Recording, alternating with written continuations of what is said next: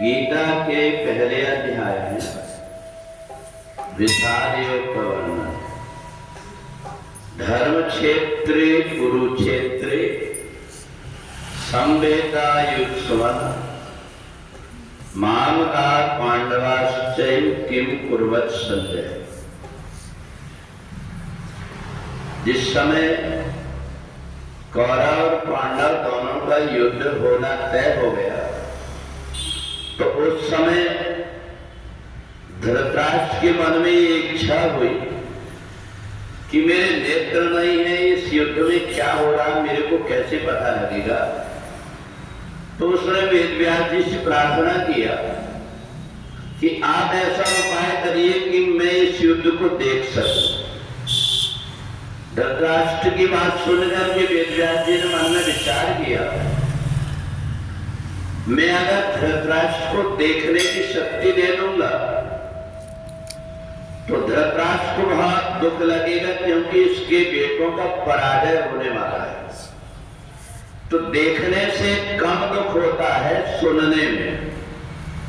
अगर हम किसी को, अपने परिवार के व्यक्ति को किस प्रकार की हालत में उसकी दुर्घटना में मृत्यु हुई है, ये देखने की बजाय सुनते हैं तो वो दृश्य सामने नहीं आता।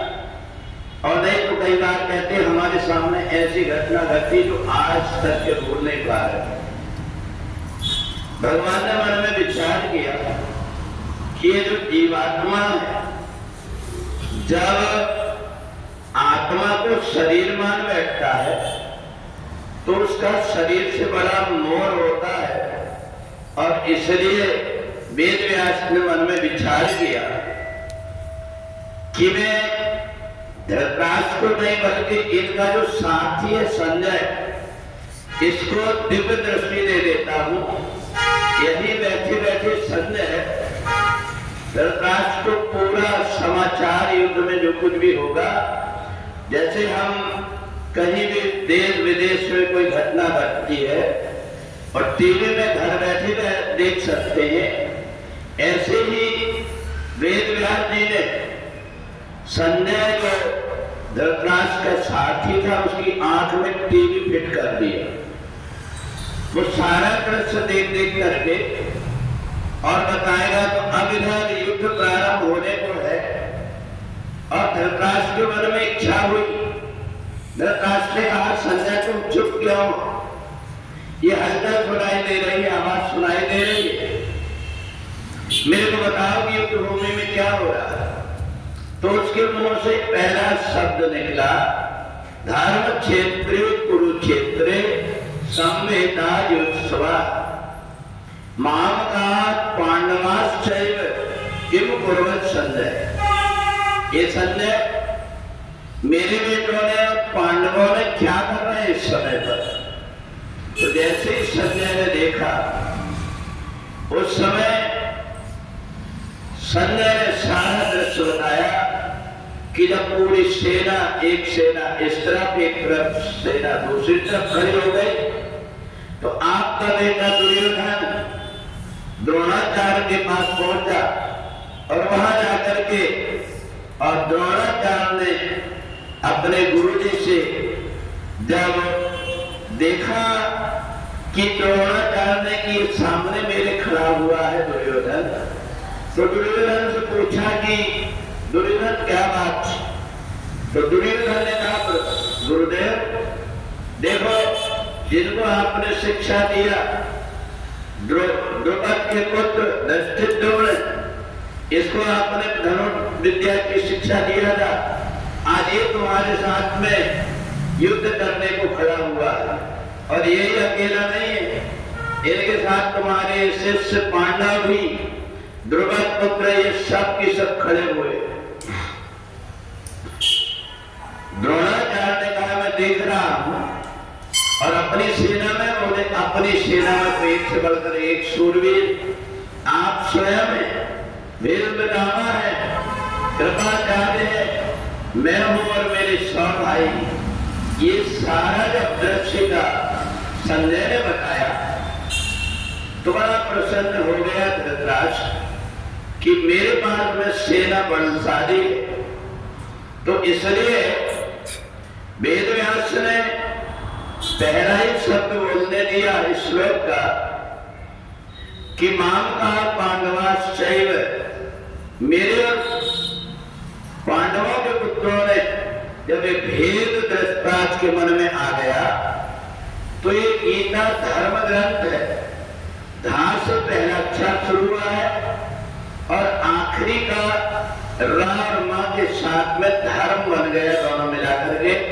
अगर हम पहला अक्षर देखें तो धा से शुरू होगा धर्म क्षेत्र, और आखिरी का जो शब्द है यत्र योगेश्वरा कृष्णो यत्र पार्थो धनुर्धरा तत्र श्री विजयो भूति ध्रुवा नीतिर मतिर मम। तो जो मां और रा के साथ आया, ये दोनों मिला करके पहला शब्द और आखिरी का मिला देते धर्म हो जाता है। तो उस समय पर भगवान ने सोचा कि ये धर्म ग्रंथ कहलाएगा, इसलिए धृतराष्ट्र की बुद्धि मोह से ग्रसित है, इसलिए भगवान ने धृतराष्ट्र को बोलने नहीं दिया, उसके मुंह में ताला लग गया।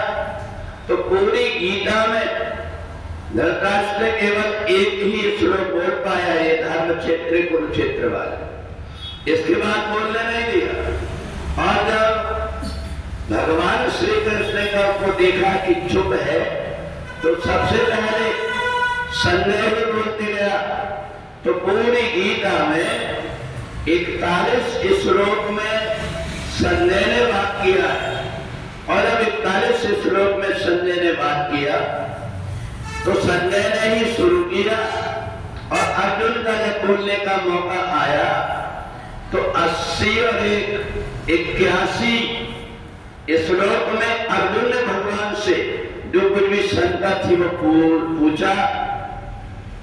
और जब संजय, धृतराष्ट्र और अर्जुन का संवाद प्रारंभ हो गया तो इस गीता में 574 ऐसे श्लोक है जो भगवान ने अपने मुख से सुनाया।